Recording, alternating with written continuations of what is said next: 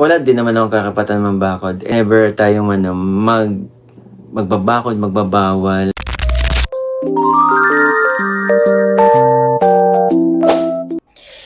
Mikoy, wala nga bang karapatang bakuran ang kanyang honey Krista kahit nagsiselos na?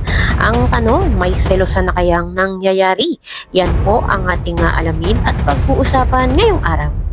Pero bago po ang lahat, isang mapagpalang araw at gabi sa inyong lahat. Mag love shoutout sa lahat ng ating listeners, viewers, and subscribers saan mang sulok ng mundo. Luzon, Visayas at Mindanao, lalong-lalo na po sa ating mga kababayang OFW.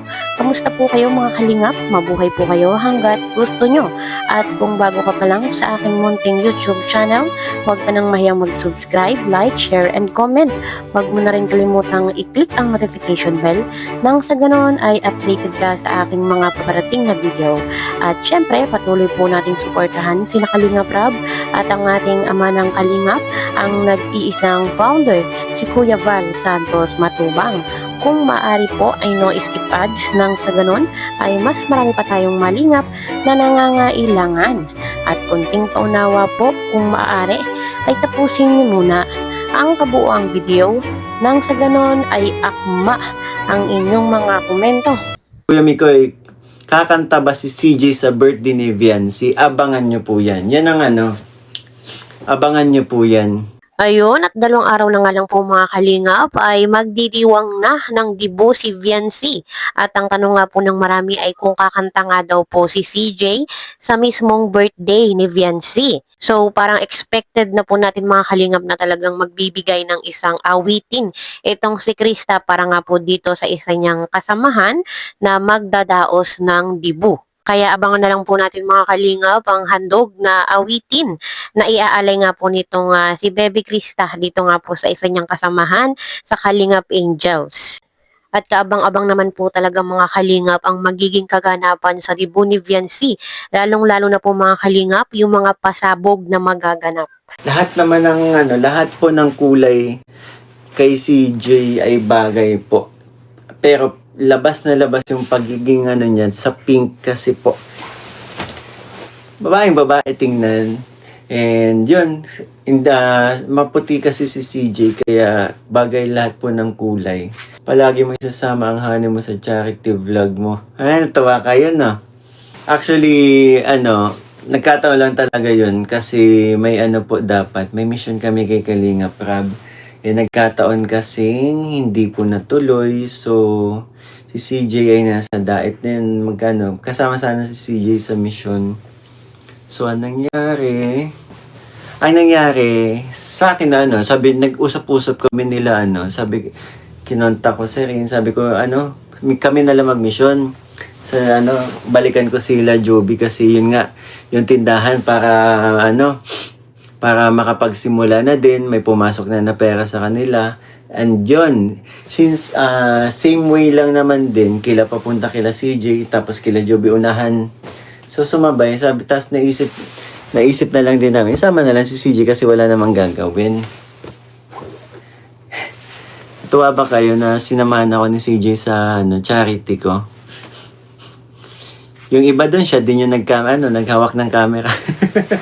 Pagkumpleto kaming mikrobyo sa frame, ibig sabihin, si CJ may hawak ng camera. Pero mas bagay kayo. O naman. Bagay sa kanya ang lahat ng kulay, pero mas bagay sa kanya si Mikoy. Napakagaling yung sumayaw ni Honey CJ. Habang nanood ako nakazoom sa inyo ni Honey CJ, payat na siya tingnan. Dalagang-dalaga na. Nagpapapayat talaga yun. Nag-aasaran kami. Ako na lang yatang hindi pumapayat. Napag-iwanan na. Total package talaga, multi-talented, galing sumayaw, ang galing kumanta, lalo na ang galing kumanta, ang galing mag-acting, 'di ba? Ang galing tumaas ng kilay. Ayun, narinig naman po natin mga kalingap na nagkaroon po pala ng pagkakataon na magkasama ang Mick Chris sa isang charity. At kahit po walang vlog ang Mick Chris ay nagkakasama naman po yung dalawa. At nabanggit po ni Kalingap Mikoy na naging camera woman ito nga pong si CJ. Kahit nga po mga Kalingap ilang araw na ang nakakalipas, wala tayong vitamins at hindi natin nakikita ang Mick Chris, walang vlog, ay ayos na po yun dahil alam naman po natin na nagkakasama yung dalawa.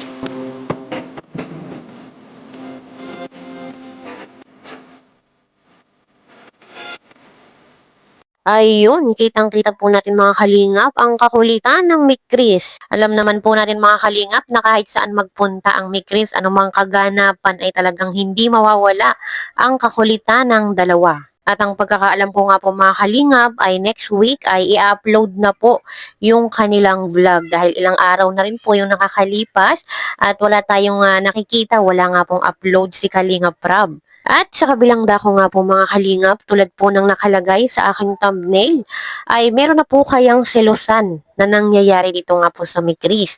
At kung may selosan mang nangyayari, ay may karapatan kayang bakuran si Kalingap Mikoy. May karapatan ba siyang pagbawalan itong si Krista? Alam naman po nating lahat mga kalingap na meron pong itsura si CJ. Talagang hindi po maiiwasan na merong magkakagusto o humanga sa kanya. At alam naman po natin mga kalingap na napakabata pa ni Krista para nga po doon sa mga iniisip natin. At alam naman po natin na si Kalingap Rab at si Mikoy ay talagang iniingatan din po itong si Krista. Talagang kung iniisip po natin na magkaroon ito ng kasintahan o maging sila man po ni Kalingap Mikoy ay para pong napakalayo pa po doon dahil si Krista ay napakabata pa.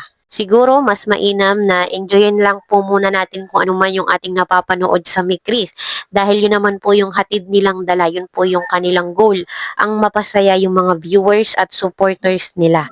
Miko, medyo bakura mo si CJ mo. No, hindi ako ganon. Hindi ko pwede, hindi ako ganong lalaki para sa Ang importante sa isang samahan, lalo-lalo na kung kung sakaling wala din naman akong karapatan mambakod. And kumbaga sa isang sa amin tandem and kung sakali man in the future, ayoko naman sabi in the future, 'di ba? Kung talagang magkahintayan kami, never tayong magbabakod, magbabawal kasi ang pinaka-importante sa isang pagsasama ay tiwala. Yun lang po. And I thank you. Bye-bye.